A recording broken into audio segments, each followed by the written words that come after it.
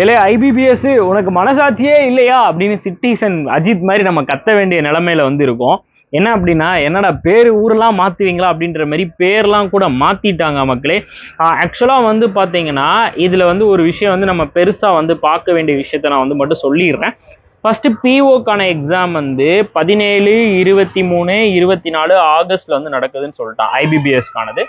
And then மெயின்ஸுக்கானது PO mains வந்து பார்த்தீங்கன்னா October 12ஆம் தேதி நடக்குதுன்னு சொல்லிட்டான். சந்தோஷமையா விட்டுருவோம்.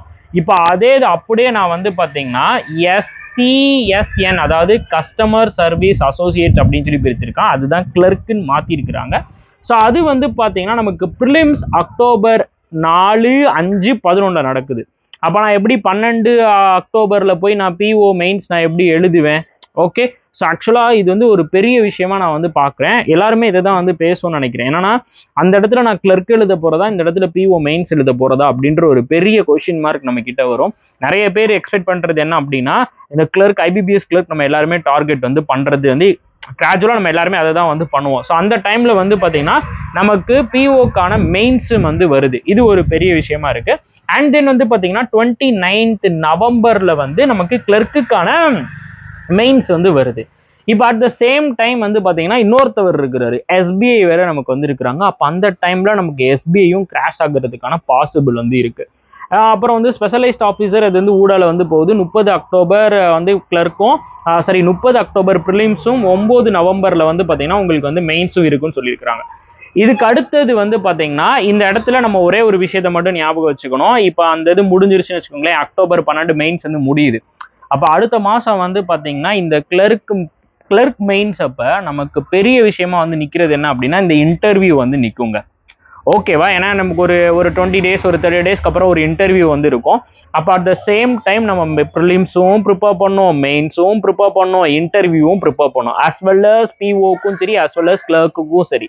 அதுக்காக தான் நான் நான் ஒரு விஷயத்த வந்து சொல்லிக்கிட்டே இருந்தேன். இந்த கேலண்டர்ல வந்து பாத்தீங்கன்னா ஏதாச்சும் ஒரு சேஞ்சஸ் வந்து வரும் அப்படின்னு.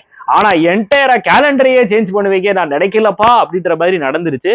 அதனாலதான் மக்களே நமக்கு வந்து இந்த ரொம்ப ரொம்ப ப்ரிசியஸ் பீரியடா நம்ம வந்து இந்த மே மாசம், ஏப்ரல் மாசம் இந்த டைம்ல இருக்குல்ல, ஏப்ரல், மே, ஜூன் இந்த மாசத்தை நம்ம விட்டுறவே கூடாது. நீங்க பிப்ரவரியில இருந்து வெறித்தனமா ப்ரிப்பேர் பண்ணுங்க அப்படின்னு சொல்லிட்டு நான் வந்து சொல்லிட்டே இருந்தேன். அதுக்கான ஒரு இன்புட்டை எடுத்த எல்லாருக்குமே இது ஒரு பெரிய அஃபெக்டே ஆகாது. இல்லை சார் நான் இப்பதான் வந்து பாத்தீங்கன்னா எப்படி சொல்றது, கிளர்க்குக்கு நான் வந்து ப்ரிலிம்ஸ்க்கே இப்பதான் ப்ரிப்பேர் பண்றேன் அப்படின்றவங்களுக்கு இது ஒரு பெரிய விஷயமா தான் இருக்கும். ஆனா பயப்பட வேணாம். நீங்க இப்பயும் உங்களுக்கு டைம் இருக்கு. உங்களுக்கு ஆகஸ்ட் தான் உங்களுக்கு வந்து ப்ரிலிம்ஸ் வரப்போகுது.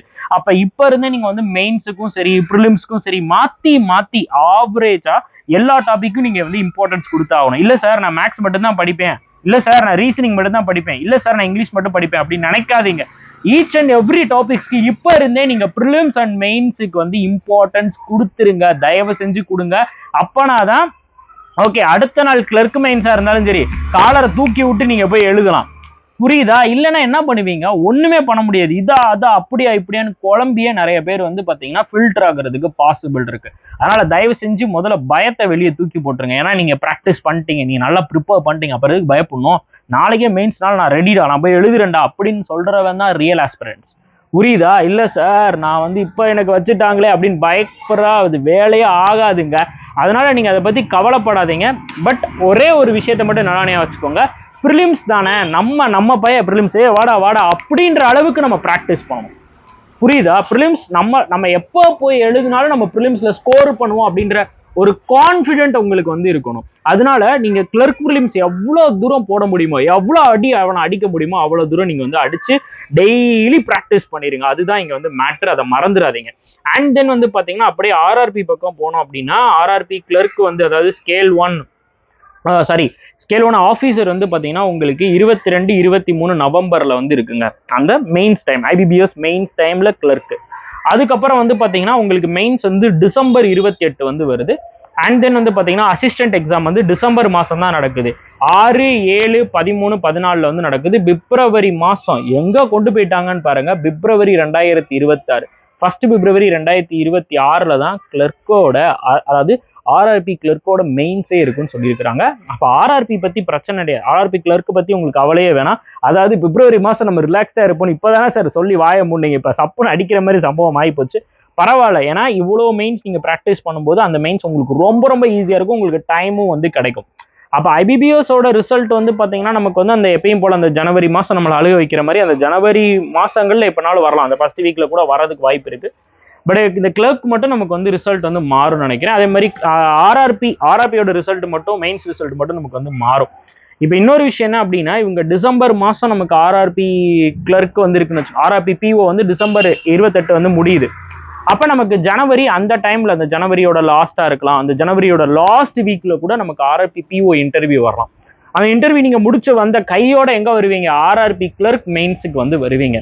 இப்ப இதுதான் இங்க ஒரு பெரிய விஷயமா இருக்கு. இதுக்கு ஊடால ஒருத்தவங்க இருக்கிறாங்க, யாரு எஸ்பிஐ வந்து இருக்காங்க. எஸ்பிஐ பிஓக்கு நம்ம ப்ரிப்பேர் பண்ணோம், எஸ்பிஐ கிளர்க்கு நம்ம வந்து ப்ரிப்பேர் பண்ணோம். இப்ப ஊடால வந்து ஏதாச்சும் எல்ஐசி நோட்டிபிகேஷன் வந்துச்சுன்னா அதுக்கும் நம்ம ப்ரிப்பேர் ஆகணும். அதனால தயவு செஞ்சு டைமை வேஸ்ட் பண்ணாதீங்க. அதுதான் நான் இங்க வந்து கேட்கறது.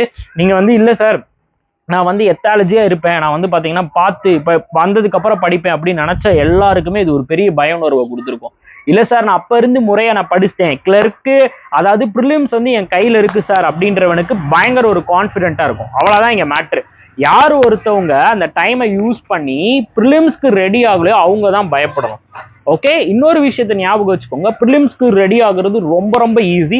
இப்ப இருந்தே வெறித்தனமா ரெடி ஆகுங்க. ஒரு நாளைக்கு நான் 5 டெஸ்ட் போடுவேன், ஒரு நாளைக்கு நான் 4 டெஸ்ட் போடுவேன், எல்லா டெஸ்ட்டையும் நான் பக்காவா ரிவ்யூ பார்ப்பேன் அப்படின்ற ஒரு மைண்ட் செட்டுக்கு இப்பயே வந்துருங்க. சரியா? அதனால பயப்படுறதுக்கு இது ஒரு பெரிய விஷயமே கிடையாது. யார் பயப்படணும் அப்படின்றதையும் நான் சொல்லிட்டேன். அவங்க பயத்தை போக்குறதுக்கு ஒரு வழி இருக்கு. வெறித்தனமா ஒரு நாளைக்கு 4-3 கிளர்க்கு ப்ரிலிம்ஸை வந்து போட்டு தகுடதம்பா ஆக்கி விட்டுருங்க. அவனை அடிச்சு நொறுக்கி விட்டுருணும். அதுக்கப்புறம் அவனை பத்தி நம்ம கவலையே படக்கூடாது. இன்னொரு விஷயம் என்ன சொல்ல விரும்புறேன் அப்படின்னா, இப்போ வந்து நம்ம வந்து ப்ரிலிம்ஸ் இருக்குன்னு வச்சுக்கோங்களேன். ப்ரிலிம்ஸோட நிறைய பேர் எப்படி ப்ராக்டிஸ் பண்ணுவாங்கன்னு சொல்றேன்.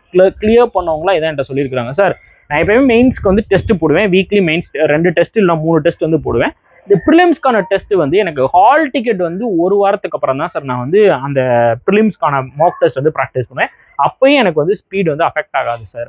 அப்ப அது எப்படிப்பா சாத்தியமாகும், நிறைய பேருக்கு அப்பெல்லாம் வரலன்னு சொல்றாங்க அப்படின்னு கேட்டப்ப, சார் நமக்கு வந்து சிம்பிளிஃபிகேஷனா இருக்கட்டும் அண்ட் தென் பசில்ஸா இருக்கட்டும், இது நான் வந்து பாத்தீங்கன்னா ரெகுலரா ஒரு 2-3 கொஸ்டின்ஸ் வந்து போடுவேன். உங்க லைவ் செஷன்ஸ் வந்து அட்டன் பண்ணி பார்ப்பேன். உங்க லைவ் செஷன்ல இருக்க பசில்ஸ் எல்லாம் போட்டு பாக்குறதுனால எங்களுக்கு அது ஒரு பெரிய விஷயமா இருக்காது சார். அது அப்ப நாங்க வந்து அட்டன் பண்றது எங்களுக்கு ஈஸியா இருக்கு அப்படின்னு சொல்லியிருக்கிறாங்க. ஸோ தயவு செஞ்சு நீங்களும் அந்த மாதிரி ஒரு ப்ராக்டிஸ் லெவலை வந்து கொண்டு வந்துருங்க. அதிகமான ப்ரிலிம்ஸ்க்கு வந்து மாக் டெஸ்ட் வந்து போட்டு அவனை வந்து உங்க ஃப்ரெண்ட் ஆக்கிக்கோங்க. எப்போ கூப்பிட்டாலும் அதை வந்து ஃப்ரீயா நமக்கு வந்து வர மாதிரி நீங்க வந்து பண்ணிருங்க. சரியா? ஸோ இதுக்கு நான் இன்னொரு விஷயம் வந்து பண்றேன். நாளைக்கு வந்து பாத்தீங்கன்னா நான் ஐபிபிஎஸ் பிஓ அண்ட் ஐபிபிஎஸ் கிளர்க்குக்கான ப்ரீவியஸ் இயர் பிளான் பண்ணியிருந்தேன். இப்போ நான் என்ன பண்றேன் அப்படின்னா, சரி ஆர்ஆர்பி பிஓ அண்ட் ஆர்ஆர்பி கிளர்க்குக்கான ப்ரீவியஸ் இயர் கொஸ்டின் வந்து பண்ணலாம், அதாவது லைவ் செஷன் கொடுக்கலாம் அப்படின்னு பிளான் பண்ணியிருந்தேன்.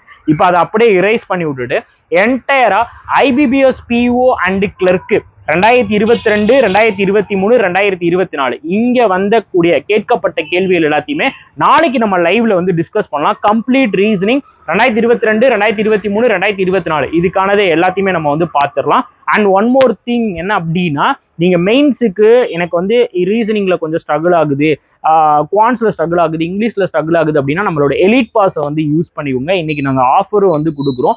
மிட் நைட் அப்படின்ற கூப்பன் கோடை யூஸ் பண்ணி நீங்க வந்து பர்ச்சேஸ் பண்ணிக்கோங்க. நம்ம கனிஷனாலஜிக்ஸ்ல வந்து இருக்கும். தயவு செஞ்சு இப்பயாவது மெயின்ஸ்ல உங்களுக்கு ஏதாவது ரீசனிங்ல டவுட் இருந்துச்சு அப்படின்னா மாஸ்டர் ரீசனிங் கோர்ஸ்ல போய் பார்த்துருங்க.